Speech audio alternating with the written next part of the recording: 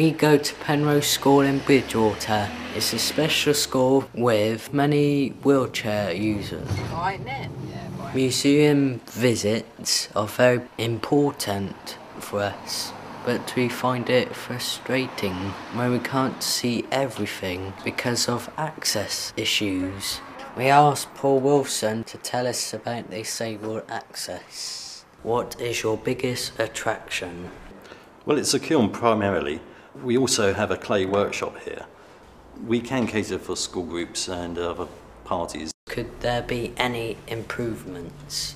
The internal door, there's an issue there, the width, and also the glazing panels within the door, and also it not being an automatic door. Some people in wheelchairs find it problematic. There's also an issue with the toilet.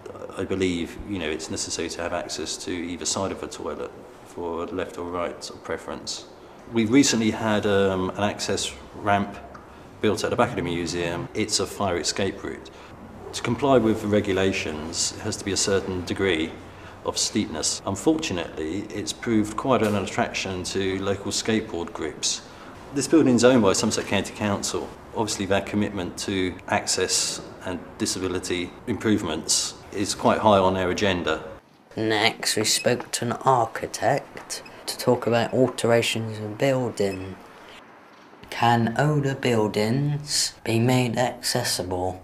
I think any existing building will have problems converting to comply with Part M, which is the part of the building regulations that relates to accessibility in buildings. Most things are possible, it's just whether you can afford to go to the extent of providing that particular thing.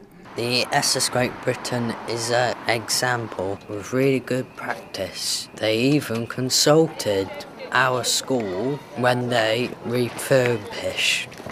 The ship was relaunched, as it were, in 2005, and obviously all our architects and project managers were very aware of the DDA requirements, and they factored all that into the plans. So yes, we have a fantastic lift which runs through the ship's funnel, would you believe? So it goes down there's 2 flights down to the prom deck and the saloon deck, so very accessible, and ramps throughout. This is the original SS Great Britain. It's the artefact itself.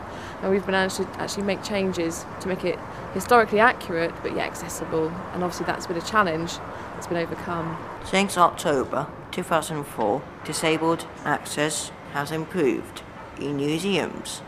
There are limits to what can be done to old buildings, although clever design and money can overcome most issues. Good day. Yeah.